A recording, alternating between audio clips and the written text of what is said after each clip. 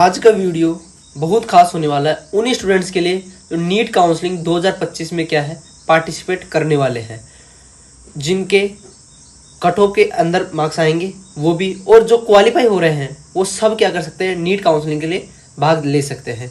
NEET counselling के लिए आज इंपॉर्टेंट वीडियो ये है कि अपन के इसमें डिस्कस करने वाले कि आपके कौन कौन से डॉक्यूमेंट्स जो है नीट काउंसलिंग के लिए काम आने वाले हैं, उनकी बात अपन करेंगे। क्योंकि ये डॉक्यूमेंट जो है आप अगर काउंसलिंग स्टार्ट होगी उसके बाद में आप इकट्ठा करना स्टार्ट करोगे तो जल्दीबाजी में क्या होता है, कुछ भी छूट जाएगा और कुछ चीज़ें ऐसी होती है जो आपको पहले से बनवा के रखनी पड़ती है, अपडेट करके रखनी पड़ती है। इसके लिए आप क्या है, अभी से क्या करना है, इनको सबको इकट्ठे करके एक जगह रख सकते हो। तो मैं बात करता हूँ कि डॉक्यूमेंट्स आपको कौन कौन से चाहिए नीट काउंसलिंग 2025 के लिए। उससे पहले मैं आपको बता दूं कि हमारा पेड काउंसलिंग प्रोग्राम ओनली 999 में होता है। 999 में हम पूरी all India quota plus state quota, चाहे आप किसी की हो, चाहे आपके MBBS की काउंसलिंग हो, चाहे BDS की काउंसलिंग हो, चाहे आपका MBBS में अगर नहीं हो रहा, आप मान लो अगर बाउंड्री लाइन में आपको नहीं हो पा रहा, MBBS से अगर आप आयुष कोर्सेज में जाते हो तो इस सेम फीस में 999 फीस में आपकी पूरी काउंसलिंग करवा के हमारे द्वारा दी जाएगी, जिसमें 24/7 call and chat facility available है। सारी फैसिलिटीज आपको अवेलेबल रहेगी, कोई दिक्कत नहीं आएगी। जब तक आप मेडिकल कॉलेज में एंट्री नहीं ले लोगे, आपको प्रॉपर सीनेरियो नहीं चलता है, उसके बाद में भी अगर आपको कोई दिक्कत आती है तो हम आपके साथ हमेशा के लिए जुड़े रहेंगे पूरी MBBS जर्नी में भी। ओके, बात करते हैं अपन कौन कौन सी डॉक्यूमेंट चाहिए। तो पहला डॉक्यूमेंट की अपन अगर बात करते हैं वो होती है आपकी 10th मार्कशीट। 10th मार्कशीट को क्या है, जो बर्थ सर्टिफिकेट होता है ना अपना, उसके इक्विवेलेंट भी मान, अगर किसी के पास बर्थ सर्टिफिकेट की वैसे जरूरत नहीं पड़ती, बर्थ सर्टिफिकेट भी 10th की मार्कशीट को ही मान लिया जाता है। तो अगर आपको कहीं बर्थ सर्टिफिकेट लिखा हुआ मिले तो आप उससे कंफ्यूज मत होना, वो 10th की मार्कशीट ही आपकी बर्थ सर्टिफिकेट के रूप में चलेगी। बात करते हैं उसके बाद में 12th की मार्कशीट आपकी हो जाएगी। 12th की मार्कशीट जब आपके साथ में क्या आता है, माइग्रेशन सर्टिफिकेट आता है और TC। अब बात करता हूँ कि TC आपको कौन सी चाहिए होगी। अगर आपने 12th के बाद में आपने कहीं अगर BSc शुरू कर दी थी या फिर कोई अदर कोर्स शुरू कर दिया था तो वहां से ही आपको क्या लेनी पड़ेगी, TC लेनी पड़ेगी। जहां से लास्ट इंस्टीट्यूट आपने अभी जो है आपने एग्जाम दिया, उसके बाद में लास्ट इंस्टीट्यूट कहाँ से आपने ज्वाइन किया है, उसके बाद अपन उसकी वहाँ की TC आपको चलेगी। बात करते हैं 11th की मार्कशीट। अब 11th की मार्कशीट क्या है, उसके अंदर मेंशन होना चाहिए कि आपके पास क्या थी, बायोलॉजी सब्जेक्ट थी। अब जो दिक्कत आती है वो आती है कि जो प्रमोट हुए थे कोरोना के टाइम पे, जो प्रमोट हुए थे उनके क्या हुआ था, केवल एक DGHS जो पोर्टल था वहां से केवल सिंपल क्या आया थी, एक प्रमोट का सर्टिफिकेट आया था। अब उस सर्टिफिकेट में कहीं भी बायोलॉजी मेंशन नहीं है।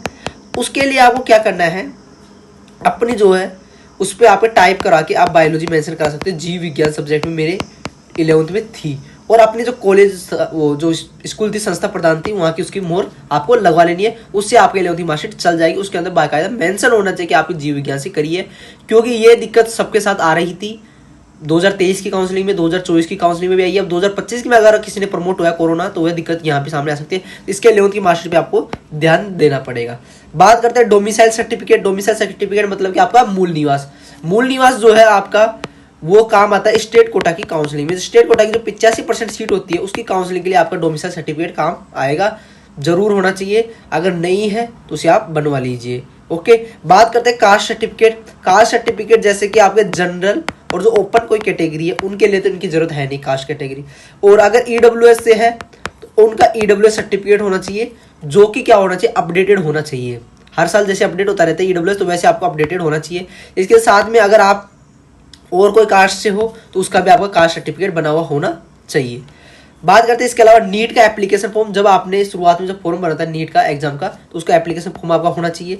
नीट का एडमिट कार्ड होना चाहिए। अब एडमिट कार्ड में अगर कहीं जगह तो आपका क्या है, सिंपल जो आगे वाला पेज होता है उसको दे देते हैं, कई जगह पूरा एडमिट कार्ड लेते हैं, और पूरे एडमिट कार्ड में जो आपकी जो फोटो लग रही थी, जो बड़ी वाली भी आपको फोटो थी और छोटी वाली फोटो सब लगा के आपका लेते हैं। तो इसलिए आप वो फोटो भी क्या है तैयार रखिए, क्योंकि पूरा एडमिट कार्ड रहेगा तो आपको कोई दिक्कत नहीं है, फोटो लगा के आप वहाँ चिपका सकते हो। केवल वहाँ पर जो है आपका वहाँ पर जो इन्विजिलेटर के साइन थे वो नहीं होने चाहिए, बस इसका ध्यान रखें, इन्विजिलेटर के साइन आपका नहीं होना चाहिए।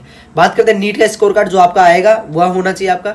अब अगर आपका 12th के बाद में कोई गैप हुआ है, आपने कहीं तैयारी कर रहे थे, आपको गैप हुआ तो उसका गैप सर्टिफिकेट आपका होना चाहिए। और वह क्या है, स्टाम्प पेपर होता है 50 रुपए का स्टाम्प पेपर, उसमें नोटराइज आपका वो होना चाहिए।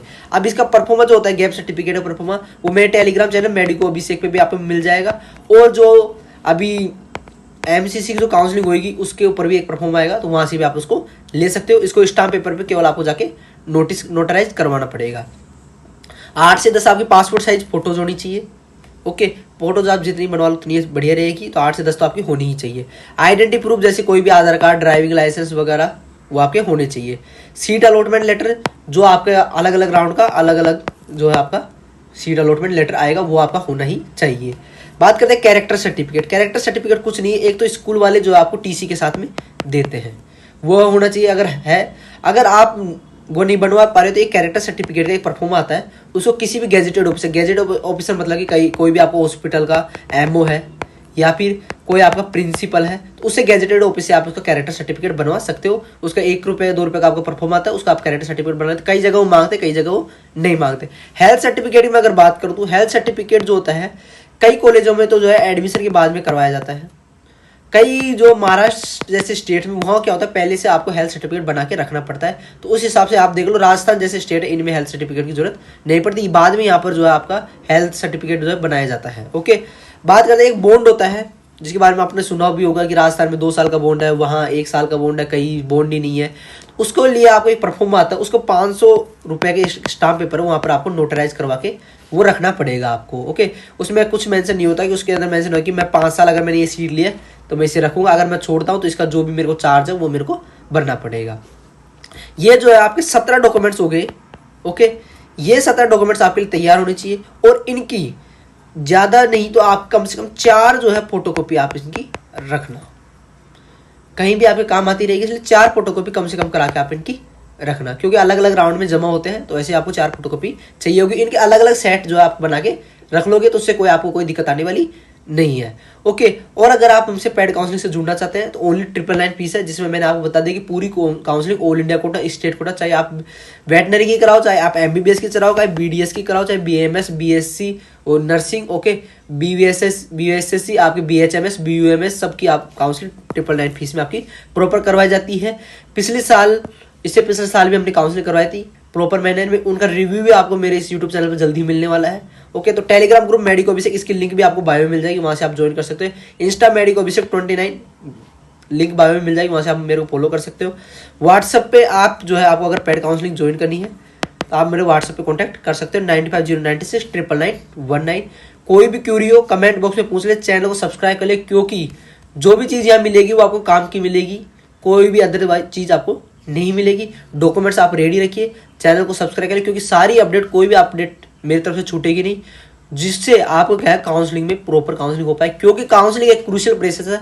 अगर आपने इसमें कहीं भी दिक्कत कर दी तो आपकी जो है समझते हो कि 1 साल की जो है तैयारी, जो आपने 2 साल की तैयारी कर रखी है, कैसे भी आपने तैयारी करी वो आपकी वेस्ट हो सकती है। तो इसलिए काउंसलिंग के लिए प्रॉपर रहे, फालतू जो कोई भी फ्रॉड वगैरह की चीज़ें में आप फंसे नहीं, प्रॉपर काउंसलिंग कराएं।